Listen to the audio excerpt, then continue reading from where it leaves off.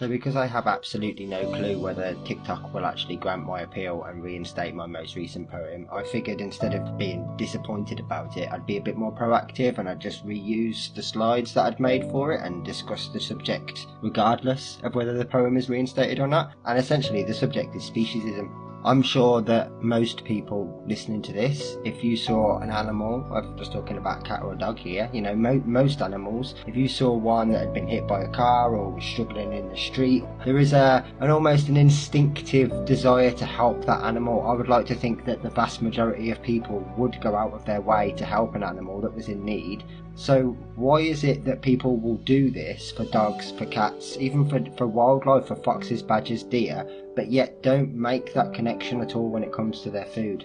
You can take the example of every single year in this country during both the winter months with dogs falling through the ice and with the summer months with dogs swimming in quarries and things that are far too deep. Owners drown or die literally trying to save their animals. It happens every single year without fail, and I'm sure some of you that live in colder climates can testify to the same thing in your own places. So people are more than happy to put their lives on the line for the animals that they care about. But yet these people, I'm sure, for the most part, are still eating other beings without ever making that connection. People like police officers, firefighters, emergency service, even RSPCA inspectors and volunteers that will go and rescue animals from burning buildings or from structures that are falling down or anything like that, but yet will still eat other beings, will still wear other beings without ever considering, you know, they'll happily take the praise, and I'm not knocking them. I mean, I'm not knocking any of these people for putting their lives on the line or whatever. I don't think that I am. I'm just using it as an example of the willingness and the lengths that people will go to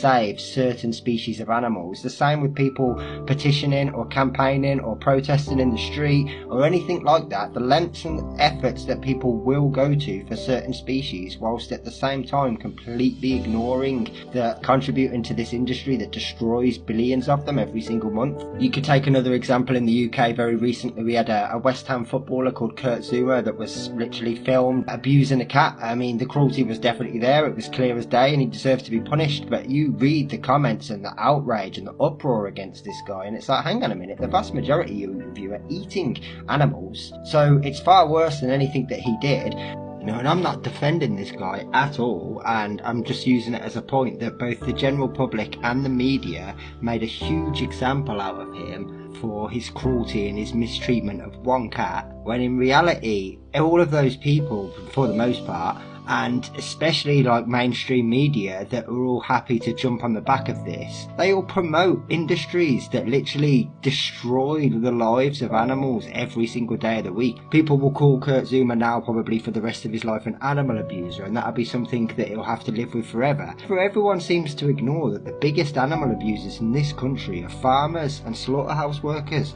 that are doing this on a day by day basis, and they're doing it with the hundreds and hundreds of thousands, and they're not even being talked about, let alone named and shamed and exposed and covered by mainstream media. And when you do point this information out, you'll have the general public defend these farms and defend these practices because they don't want to make the change. They're more than happy to jump on someone that's just been convicted of hitting their dog or beating their cat. And again, I'm not defending any of these people by any stretch of the mark. I'm just simply making the point that people seem to find it much easier to project their feelings of anger and hatred onto people that have been convicted of harming individual animals for the most part, than actually making the connection and realising that their actions and their purchases are actually harming hundreds of thousands of them every single day. Just because it's the subject of quite a lot of talk at the moment, it's an easy example to make. Every time that I tune into a live stream from Camp Beagle, I see dozens and dozens and dozens of comments from members of the public that literally just say, break in, get them out, fuck the consequences, fuck the law, fuck what'll happen, who cares? Basically the ends justifying the means. It's morally wrong, it's morally abhorrent, get them out. And I'm not disagreeing with that at all. I would potentially encourage that too.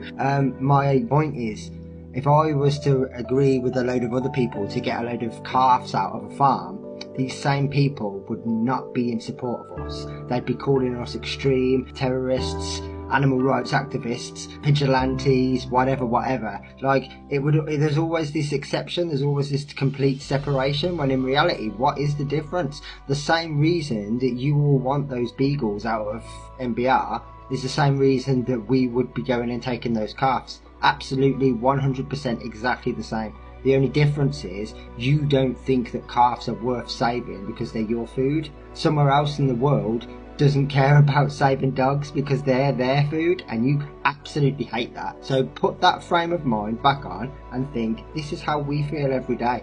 I'm not asking you to love a cow, a pig, a sheep, a chicken, a turkey, a duck as much as you love your cat, your dog, your rabbit, your guinea pig. I'm not asking you to do that. That's fine if you don't want to. That everyone's got their own preference. However, I am asking you to respect their right to exist, their right to live, their right to freedom, because that's the absolute minimum that you should be doing. That's where the line should be drawn, really. You wouldn't want anyone to infringe on your rights, so don't infringe on theirs. I'm not asking you to love them. I'm not asking you to cherish them. They haven't got to become your favourite. Just respect their right to exist.